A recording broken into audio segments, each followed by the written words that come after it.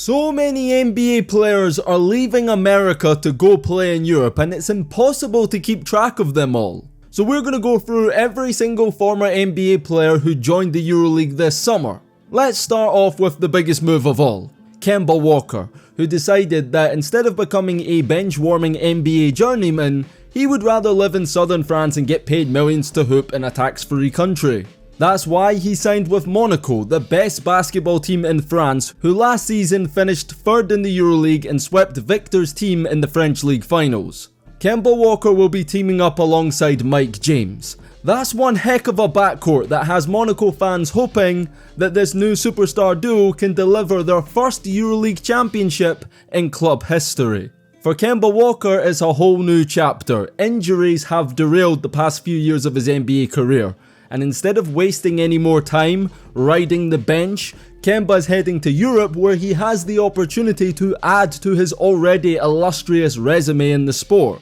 Kemba is the highest profile player in EuroLeague. Expectations are sky high, and if his game is as big as his name and he can win titles and individual awards, that might just be enough for him to sneak into the Hall of Fame. That's why this move is genius. International and collegiate play factors hugely into the Hall of Fame. Realistically speaking, Kemba isn't going to help his case riding the bench in the NBA, and if everything goes to plan in Monaco, then he'll be one of the few players in basketball history who can say he's done it at every level in the sport. He'll have done it in college, in the NBA, and in the EuroLeague. A legend at all three levels. That's quite a compelling case.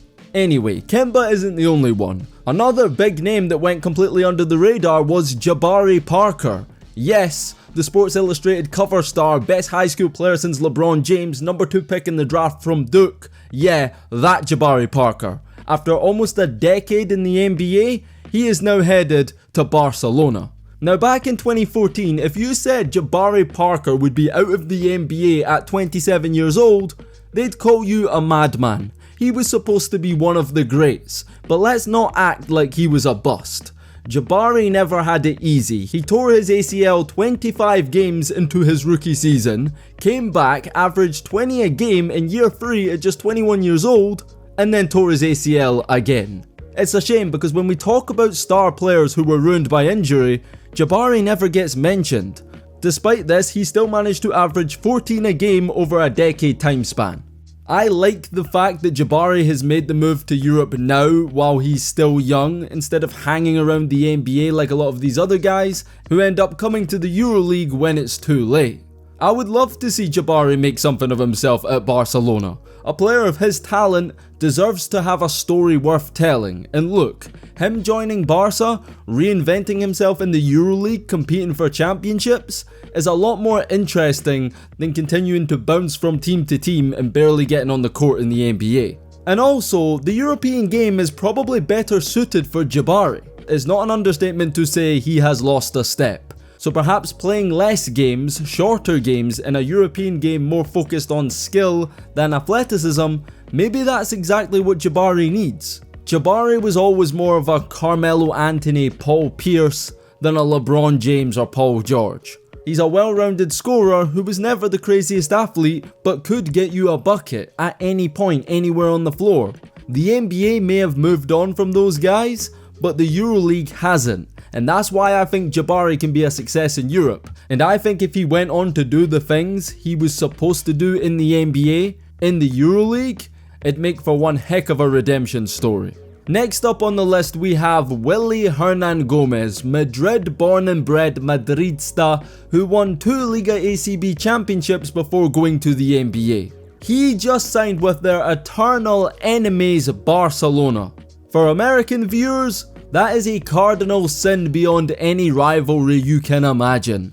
To give you some insight, once upon a time a footballer named Luis Figo left Barca to join Real Madrid. So next time he played Barca, fans threw glass bottles, phones, drinks, and a pig's head at him. I say all of that to say, Willy Hernan Gomez shouldn't be expecting a warm welcome when he returns to Madrid. In the NBA, Hernan Gomez was a half-decent role player. He played 8 years in the league, spending time with the Knicks, Hornets and Pelicans. You could argue he peaked his rookie year, That year he was all-rookie first team despite playing less than 20 minutes a night. But Willy Hernangomez is a player that proves being a great NBA player and great basketball player are two different things. Because FIBA Willy and NBA Willy ain't the same player. At Eurobasket 2022, a tournament that featured the likes of Jokic, Giannis, Doncic, Markkanen, Gobert and Vezenkov, the best player in that tournament was Willy Hernangomez. He won MVP and led Spain to the championship, averaging 17.2 points per game. He outplayed NBA All-Stars and MVPs. So you'd think after performing so well at such a big tournament that guy would come to the NBA and have a breakout year. Wrong. Willy started just 2 games last season and averaged under 7 points per game. Evidently, he's just one of those guys that better suits the international game. Not saying he was a bad player, but he certainly has a lot more to offer overseas. And that's why he's leaving the NBA and joining Barcelona. It's not because he's not good enough. Willy at 29 years old could find another NBA team, but he'd rather have a bigger role back home. And you can't blame him for that. Willy has returned at an age where he can really do something in Europe. It's not like when Pau Gasol returned to Barca at damn near 40 years old. Willy has a lot to offer the European game, and I think he's going to be one of the best players in EuroLeague for the next 4 to 5 years. I'm telling you right now, don't be surprised to see Willy Hernangomez win awards and titles. Speaking of Hernangomez, the younger brother Juancho is coming to EuroLeague too. Do you remember Bo Cruz from Hustle, the Adam Sandler movie produced by LeBron James on Netflix? Yeah, the movie ended on a cliffhanger, but in real life, his NBA story didn't quite work out in the end. But make no mistake about it, a lot like his brother, Juancho is a nice player. He spent 7 seasons in the NBA, peaking in 2020 with the Timberwolves. Coincidentally, the only time in his career he played 20 minutes a night, and he averaged a career high in points, rebounds, assists and steals. Unfortunately for Juancho, he was never able to find a home in the NBA. One of those guys stuck in the middle, good enough to be desired by NBA teams, not good enough for a front office to invest a lot of money in to keep around long term. Much like his brother, he's also a guy better suited for the international game. Because although his brother Willy was MVP at Eurobasket, in the championship game against France, Bo Cruz stole the show, scoring 27 points, hitting a bunch of threes and won MVP of the finals. But after an underwhelming season in the NBA where he averaged just 2.9 points per game, I think the Hernangomez brothers decided together that they're better off playing in Europe. But they're not going to the same team. Willy's joining Barcelona, but Juancho is joining Panathinaikos, one of the 2 biggest clubs in Greece. I love this move, because the past few seasons Olympiacos have been on top. But with the EuroLeague MVP Sasha Vezenkov leaving to go play in the NBA, a move we talked more about in this video, him leaving means Olympiacos are weaker, which finally opens the door for Panathinaikos to win titles again. It's been a few years since they last won the Greek League. They haven't won the EuroLeague since 2010, it's been a long time. And I do believe that the younger Hernangomez brother is going to become one of the best forwards in EuroLeague. We've all seen what Juancho is capable of in small sample sizes, and I think that now being back in Europe, he's going to learn to do it consistently. I'm expecting a Greek League MVP at some point in the next few years. People forget, Juancho was Liga ACB Young Player of the Year. That's the same award that Luka Doncic won, several times. Speaking of joining Barcelona, what about leaving Barcelona? Because you could argue that Kemba Walker wasn't the biggest signing this summer in EuroLeague, because the Nikola Mirotic free agency saga was one for the ages. Now Mirotic may not have come directly from the NBA this summer, but you all know who he is, so I'm going to talk about him. If you don't remember him lighting up Dame and the Blazers in the 2017 playoffs, you definitely remember his infamous fight with Bobby Portis. And with Vezenkov and Micic leaving for the NBA, Mirotic is now, by default, the best player in EuroLeague. Back in 2019, Nikola Mirotic stunned the NBA, turning down 3 years $45 million to return to Europe and join Barcelona. Since then, Mirotic has had a successful 4-year run with Barca, winning several Spanish League titles and the EuroLeague MVP also. This summer, it was time for a change of scenery. because FC Barcelona are broke, they need money for the soccer team, and Nikola Mirotic was getting paid way too much money. And Nikola Mirotic was linked with damn near every single top EuroLeague club. From Partizan, Bayern Munich, Red Star, Monaco, Panathinaikos and Olympiacos were all linked with signing him before he eventually signed with Olimpia Milano in Italy. He had a lot of options, so let's just hope Nikola Mirotic made the right decision. If he doesn't get it done in these next few years in Milan, then Nikola Mirotic may go down as the greatest player to never win the EuroLeague. Out of guys that have played in EuroLeague, of course. I'm not including all-time greats like Michael Jordan, LeBron James, Julian Newman, etc. Nor am I including the likes of Nikola Jokic and Giannis Antetokounmpo, who played in Europe but never won EuroLeague because they left to go to the NBA. No, when I say Nikola Mirotic is the best player to never win the EuroLeague, you know exactly what I mean. Now, after missing out on Nikola Mirotic, who was considered a done deal, Partizan needed to make a big splash.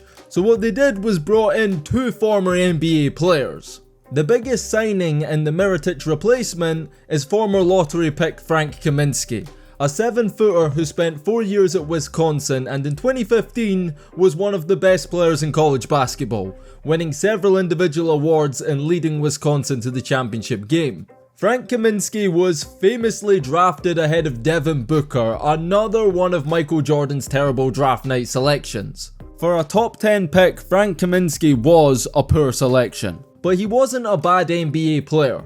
He played 8 years in the league, almost 500 games, averaging 10 points per game. He played 4 years in Charlotte, 3 with the Phoenix Suns, was a part of the 2021 Suns team that almost won the championship. Though this past season was disappointing for Kaminsky, he failed to have any real impact in Atlanta or Houston, and at 30 years old, he will be playing in Europe going forward. Now, it's always hard to say which NBA players are going to go to Europe and be successful because so many come over to the EuroLeague and fail, but I have a feeling about Kaminsky. Despite being a superstar in college, he was one of those guys that nobody expected to be as dominant in the NBA. In the EuroLeague, he might be able to be that player again that he was at Wisconsin. He's a good shooter for his size, has a good post game, is a good rebounder and good shot blocker. But by NBA standards, he's not great at any one thing in particular, and that's what NBA teams are looking for role players. They want guys who specialize at certain things. They'd rather have an elite rim protector and an elite catch and shooter opposed to a guy who's average in all these categories. In Europe, that's not so much the case, and I think Kaminsky has a chance to be a really good player at Partizan. He's already told those crazy fans he's coming to win. He'll have some NBA help though, because Partizan also signed PJ Dozier, the 6'6" guard, who the team were advised to sign following conversations with his former teammate, Nikola Jokic. Now, PJ had an NBA career full of ups and downs. He was a McDonald's All-American, who went undrafted in 2017, signed with the OKC Thunder, was given the number 35 jersey, becoming the first player to wear it since Kevin Durant. He hardly lived up to those expectations with the Thunder. And he also spent time with the Celtics, Nuggets and Kings. He dropped down to the G League in 2019 where he was an all-star. So I think the thing with PJ Dozier is he's a player with talent, his 6'11" wingspan makes him a monster defensively, he's clearly a versatile player who can play 1 through 3 positions, but he just doesn't offer enough offensively to be an NBA player. Like last season with the Kings, PJ averaged just 1.4 points per game, shot 30% from the field and 12% from deep. That just isn't gonna cut it in today's NBA, no matter how good you are defensively. For a guy like Dozier, it's as simple as if he could hit the free ball at the league average percentage, he'd be an NBA player. He's tried, he can't, so now he's in EuroLeague at 27 years old. Over here, I wouldn't expect him to be a star, but I do think he's a guy that's going to make his team better and do whatever's needed of him. It's been reported that Partizan are also interested in bringing in Terrence Ross. Now, I don't know what they're cooking over there in Belgrade, but whatever it is, it's hot. Oh, that's hot. That's hot. Next up on the list, we have NBA vet Willie CauleyStein. Now, unlike every other player mentioned so far, he's going to Europe, but won't play in EuroLeague. Which is funny because the club he's joining has 5 EuroLeague titles, more than most of the big clubs on this list. Long story short, he's basically joining a club with a lot of history, but little to no success in recent years. They finished 12th in the Italian League last season, haven't won the EuroLeague since the 70s, and last won the Italian League in the 1990s. In NBA terms, they're basically the Boston Celtics, with one title in about 40 years, a historically great team living off of reputation from their past. Celtics fans, don't unsubscribe. Matter of fact, you should subscribe if you haven't already. Nonetheless, Willie CauleyStein is a big signing and a step in the right direction. He was a top pick in 2015, was an All-American at Kentucky, All-Rookie second team in 2016. In the NBA, he started 256 of 422 games, averaging 8.7 points and 5.9 rebounds. It's pretty simple, he was an average NBA center for almost a decade, who was pretty good defensively, but his time is up. After spending his best years in Sacramento, it's been a downward spiral for him after brief stints in Golden State, Dallas and Philly. NBA interest has dried up, and Willie CauleyStein was without an NBA team last season. He did play 13 games in the G League, didn't have any good offers this summer, so he's heading overseas for the first time in his career. Now, Willie CauleyStein isn't going to go to Europe and be dominant. He's going to be the same Willie CauleyStein we saw in the NBA. However, he will make his team a lot better. And with the investment they've made this summer, signing other players, I'm expecting a comeback, and don't be surprised if they qualify for Europe in the next few years. Now we have a name from the infamous 2013 NBA draft class. Ben McLemore, one of several projected number 1 picks who was taken 7th overall by the Sacramento Kings. 10 years later in 2023, Ben McLemore is out of the NBA. January 2023, he signed with the Shandong Heroes in the CBA and became probably the first NBA player in history to go over to China and average single digits. Seriously, Ben? Your former teammate Jimmer Fredette was putting up Wilt Chamberlain numbers over there. How are you averaging 8.9 points per game? After things clearly didn't work out in China, McLemore headed to Europe this summer and signed with Greek club AEK Athens, one of the biggest clubs in Greece outside of the big two that dominate the Greek league every season. Ben McLemore has talent, he's always been a great shooter. His final year in Sacramento, he shot 42% from the perimeter, the 13th highest percentage in the NBA. He was a career 9 point per game scorer, averaged double-digit points a few times in his career, played with the Kings, Grizzlies, Rockets, Lakers and Blazers, but the main thing for McLemore in the NBA was his lack of motor. He was always a player that gave no effort defensively and showed little desire to improve and get better, which is surprising because that wasn't the case in college. Remember, Ben McLemore wasn't invited to the McDonald's All-American game. He was ranked the 49th best player in the country by ESPN. He went to college, got a lot better and became the projected number 1 pick by the end of the year on several reputable mock drafts. Maybe it's the Sacramento Kings that are to blame for him not becoming the player he was supposed to be. During that time period, no team had a worse record of developing lottery picks than the Sacramento Kings. Thomas Robinson, Jimmer Fredette, Nick Stauskas, Marquise Chris and Marvin Bagley were all top 10 picks that the Kings drafted during that time period, and none of them have done anything of notoriety in the NBA. It's hard to say what Ben McLemore will do in Greece, because we don't know what Ben McLemore we're gonna get.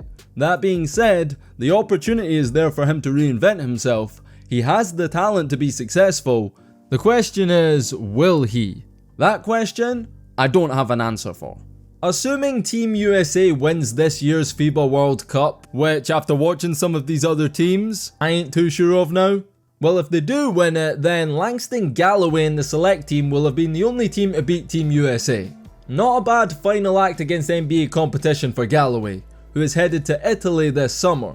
He's joining Reggiana. Last season they finished 14th in the league, but Langston Galloway is a huge addition. He was a pretty decent NBA player, probably peaked his rookie season in New York where he averaged career highs in points, rebounds, assists, steals and blocks, and was named All-Rookie second team. Beyond that, he was always a backup, spending time with the Knicks, Pelicans, Kings, Pistons, Suns, Bucks and Milwaukee. Like a lot of players in this video, he was a journeyman. But he had an impressive career for an undrafted player, and if what we've seen with Team USA is anything to base it off, Langston Galloway can get it done on the international level.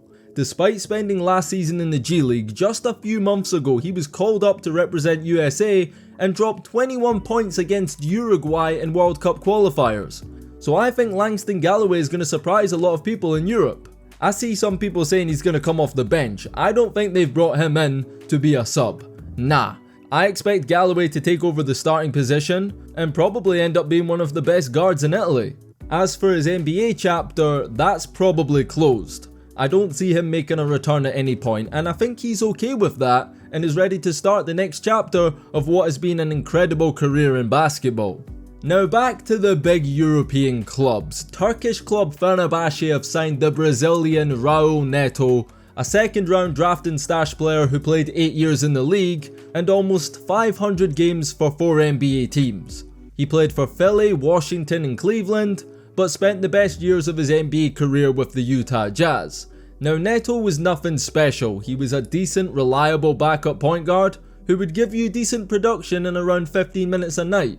He's another guy that has a lot more to offer the international game, but at club level going forward he'll be playing with Fenerbahce, who've had a tough couple of years. Anadolu Efes have been a dynasty, winning 2 EuroLeague championships and dominating domestically. Their historic run may be over. Vasilije Micic is going to the NBA and Fenerbahce are making moves to improve. They already have a stacked team. They have former Warrior and EuroLeague MVP Nemanja Bjelica. They also have Nick Kalafes, one of the best point guards in EuroLeague history. They have a lot of depth and big time European players. It's hard to predict what kind of role Neto will have. I wouldn't expect him to go over there and put up crazy numbers, but I do expect him to be the starting point guard now that Kalafes is a bit older. Either way, it's going to be interesting to see what happens in the Turkish league next season. Do Fenerbahce reclaim their spot at the top of Turkish basketball? Or is Shane Larkin gonna do it alone and win the championship like Curry did when KD left? Another notable guard coming from the NBA to EuroLeague is Frank Jackson. You remember him? McDonald's All-American MVP, 5-star recruit coming out of high school who played at Duke under Coach K? Yeah, Jackson never became the player he was supposed to in college or the NBA. He was picked up in the second round, played a few years as a backup in New Orleans, joined the Ball is Life All-Stars aka Detroit Pistons, spent 2 years there, actually had a pretty good season in 2022 averaging 10 points per game, but the following year he ended up with the Salt Lake City All-Stars in the G League, where despite performing received as little NBA interest this summer as he did the season prior, which left Jackson with no choice but to leave the States and go play in Europe. He's headed to France and will join Asvel, the EuroLeague team that Victor Wembanyama played for prior to last season. Now Asvel are arguably the biggest club in France. Them and Monaco are the two teams with the most success, and after an off year last season after losing Victor, Tony Parker's club are hoping to compete again in France. That'll be no easy task. Monaco have just added Kemba Walker to a team that already features Mike James. But Frank Jackson is a positive pickup. He's a lot younger than most of these guys. He's only 25 years old. He is definitely a player who still has aspirations of playing in the NBA and will want to return to the States as soon as possible. But you never know, he could end up being like Shane Larkin and so many others who end up settled in a foreign country and don't want to go back. He clearly is a guy with incredible potential. He was the standout player in an all-star game that included Jason Tatum, De'Aaron Fox, Lonzo Ball, and the other top names from the 2017 draft class. I do think it will take some time for him to adapt to the international game, but ultimately, Frank Jackson's career in Europe will depend on his personal ambition. Is he coming over thinking he can put up a bunch of numbers and be back in the NBA as soon as possible? If so, he should have went to China. Come on! But I just hope he recognises that he's got a big opportunity in France to compete for titles and play on the European stage. I do believe Frank Jackson is a player with the talent who can become one of the best guards in EuroLeague over the next few years if he buys in and decides he wants that. And there you have it. Every NBA player who left to join the EuroLeague this summer. If you've made it up to this point in the video, click that big red button, subscribe to the channel, and I'll see you all in the next video.